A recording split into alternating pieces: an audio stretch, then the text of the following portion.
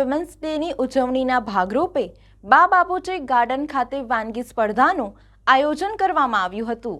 ગઈકાલે international woman ડેની ઉજવણી કરવામાં આવી હતી। વડોદરા શહેરના સુભાનપુરા વિસ્તારમાં આજ રોજ સમતા ખાતે બા બાપુજી ગાર્ડનમાં સામાજિક કાર્યકર્તા ખુશ્બુ જોશી દ્વારા નિઃશુલ્ક વાનગી સ્પર્ધાનું આયોજન કરવામાં આવ્યું હતું, જેમાં વિસ્તારની મહિલાઓએ ભાગ લીધો હતો। મહિલાઓ દ્વારા વાનગીઓ ઘરેથી તૈયાર કરીને લાવવામાં આવી હતી। જજ તરીકે નલિનીબેન દેસાઈ, મનીષાબેન હાથી, સુધીરભાઈ દેસાઈ તથા બક્ષીપંચ મોરચાના ઉપપ્રમુખ રમેશભાઈ મિસ્ત્રી હાજર રહ્યા હતા। મહેમાનોનું સ્વાગત કરવામાં આવ્યું હતું। તમામ વાનગીઓ ખૂબ જ સરસ મહિલાઓ દ્વારા તૈયાર કરવામાં આવી હતી।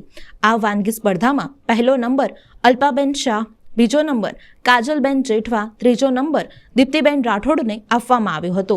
તમામ વિજેતા મહિલાઓને ઇનામ આપવામાં આવ્યા હતા।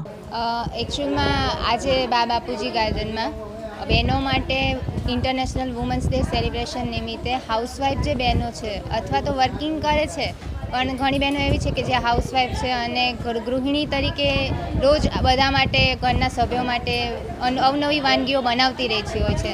તો વુમન્સ ડે સેલિબ્રેશન કરી અને એ ગૃહિણીઓને એક પ્લેટફોર્મ આપવા માગતી હતી કે જેથી કરીને એ જે પોતાની ઇનોવેટિવ વસ્તુઓ બનાવે છે એ માત્ર પબ્લિક માટે બી શેર થાય, પોતાના ફેમિલીની સાથે સાથે એ જાહેરમાં પણ એક સ્થાન લે, એક પોતાની માટે પોતાના દ્વારા બનાવેલી વસ્તુઓને સામે પબ્લિકની સામે લાવી અને એમાંથી પ્રેરણા મેળવી અને આગળ વધે એ માટેનો એક નાનો એવો મારા તરફથી પ્રયાસ હતો, જેમાં ખાસી બધી બહેનોએ વિસ્તારની લગભગ કહેવાય ને કે બહુ જ બધી બહેનોએ ભાગ લીધો અને એટલી બધી ખુશી એમના ચહેરા પર જોઈ તો મને પણ એવું થયું કે ચલો મેં કંઈક એમના માટે કર્યું આજના દિવસે અને ઇન્ટરનેશનલ વુમન્સ ડેને સાર્થક રીતે ઉજવણી કરી એવું મને અહેસાસ થયો છે।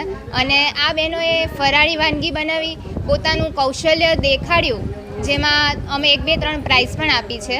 અલકાબેન છે, પછી દીપ્તિબેન છે અને કાજલબેન છે। એ રીતે અમે 1, 2, 3 અલગ અલગ વ્યક્તિ છે અને એવું નથી કે એ કોઈ સારી એવી મોટી જગ્યામાં જોબ કરતી હોય કે સારી એવી જગ્યા પર રહેતા હોય, બધા જ વિસ્તારના સામાન્ય નાગરિક છે અને સામાન્ય બહેનોને આ લાભ મળ્યો એ જોઈ અને એમને અને મને બંનેને ખુશીની લાગણી થાય છે।